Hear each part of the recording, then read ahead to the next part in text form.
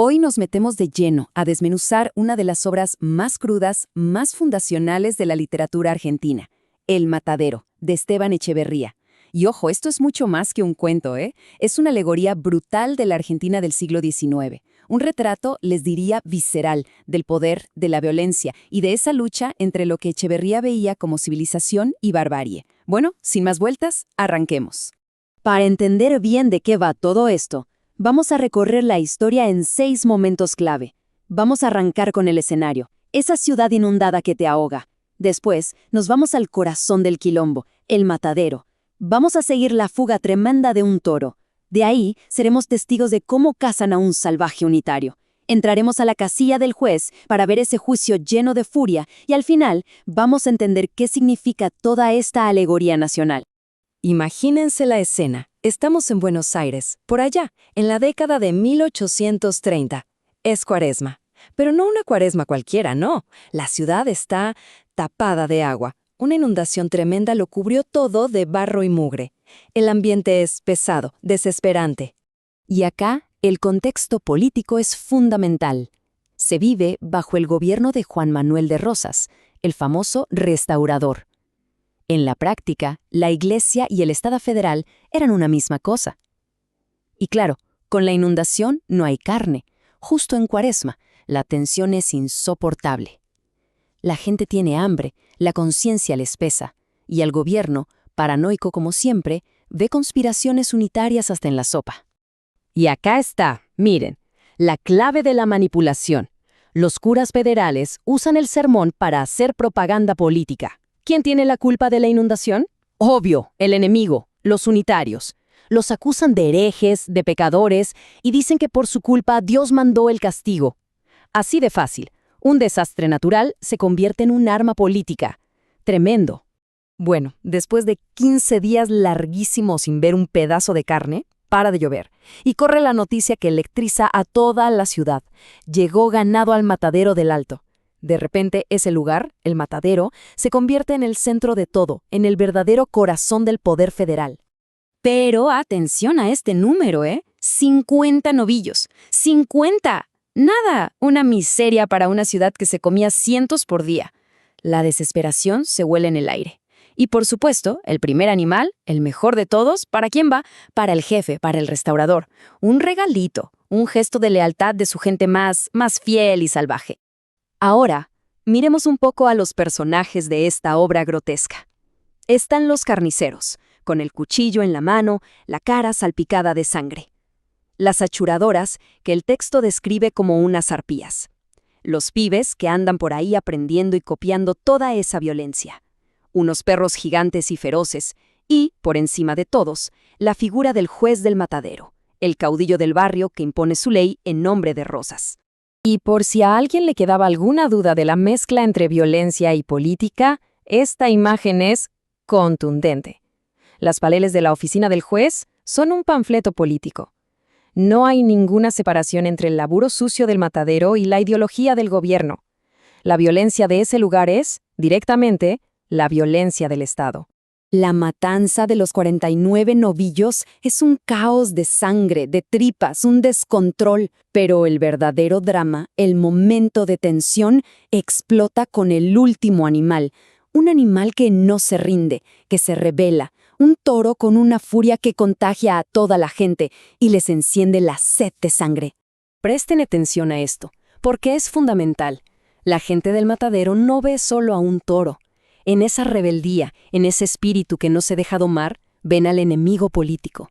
Apenas alguien grita unitario, el odio se desata. El toro ya no es un animal, ahora es la encarnación de todo lo que ellos desprecian. Y la persecución es una locura total. El lazo que tenía el toro se corta y de rebote le vuela la cabeza a un pibe. ¿Y a alguien le importa? A nadie. La vida humana no vale nada en medio de esa euforia. El toro sigue, se lleva puesto a un inglés en el barro. La gente se caga de risa, finalmente lo agarran y Matasiete, que es el sicario del lugar, lo degüella mientras toda la gente lo festeja. Con la adrenalina a 1000 por la cacería del toro, la gente del matadero necesita un nuevo blanco para descargar su furia. Y justo en ese momento, como si estuviera escrito, aparece alguien que no tiene nada que ver con ese mundo. Un joven a caballo, bien vestido, con un aire de dignidad que, para ellos, es una provocación. Este cuadro nos muestra el choque de dos mundos, de frente. De un lado, la chusma, una masa de gente anónima, violenta, que solo existe en grupo y es ciega al poder. Del otro, el unitario, un individuo, joven, con un porte que Echeverría describe como gallardo. Él representa la libertad y el desafío. El enfrentamiento es inmediato, es brutal. Mata-Siete, el mismo que mató al toro, no necesita ni hablar. Ve al enemigo al toque, le clava la espuela a su caballo y de un solo golpe lo tira al barro. Y la turba, como buitres, se le tira encima. Siempre en grupo, Siempre contra uno solo. Lo arrastran hasta la casilla del juez. Pero no para un juicio, claro, no. Es para un ritual de humillación pública. La casilla del matadero se convierte en el tribunal de la barbarie. El interrogatorio arranca con una pregunta que ya es una condena. La divisa era una cinta roja que los federales estaban obligados a usar. No llevarla era una declaración política, un acto de rebeldía que no te perdonaban. Y la respuesta del joven es de una valentía increíble. Lo desafía el juez en su propia cara. Le dice que la divisa es librea, o sea, el uniforme de los sirvientes, y los trata a todos de esclavos. Él se defiende como un hombre libre frente a un sistema donde todos bajan la cabeza. El juez, claro, se siente humillado en su propia cara y estalla de furia. Su sentencia no busca matarlo, sino la peor degradación posible. Ordena que lo desnuden a la fuerza y lo azoten ahí, en público. El objetivo es quebrarlo, destruirle la dignidad adelante de todos. Pero entonces pasa algo que nadie se esperaba, el momento cúlmine de la historia. Mientras los tipos forcejean para desnudarlo, el joven se resiste con una fuerza increíble. Y de repente, un chorro de sangre le sale por la boca, por la nariz, y se muere. El texto es clarísimo, reventó de rabia. Su propio cuerpo se negó a soportar semejante humillación. Y fíjense en la reacción del juez, que te hiela la sangre. No hay culpa, no hay sorpresa, nada, solo un desprecio total por la vida y la dignidad del otro. Queríamos divertirnos, dice. La violencia como un juego, la tortura como un chiste. Esa frase resume la podredumbre moral de todo el sistema que él representa. Y con esto llegamos a la última parte. Acá es donde Echeverría nos tira la posta, el verdadero porqué de su relato. El matadero no es solo un lugar mugriento en las afueras de Buenos Aires. Es una metáfora potente y terrible de todo el país. Lo que vemos acá es una jugada maestra de la propaganda política, dar vuelta por completo los valores usando el lenguaje. El gobierno agarra la palabra salvaje y la usa para describir, como dice Echeverría, a cualquier persona decente, educada, patriota y que amara la libertad. O sea, ser civilizado era un crimen. El insulto no solo buscaba bardear, sino cambiar la realidad para justificar la barbarie. Y esta es la idea final, la que lo resume todo.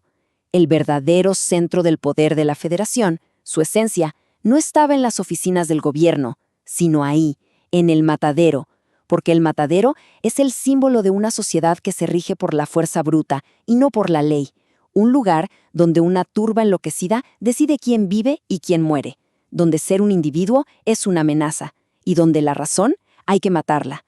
Echeverría escribió esto hace casi 200 años para denunciar lo que pasaba en su época.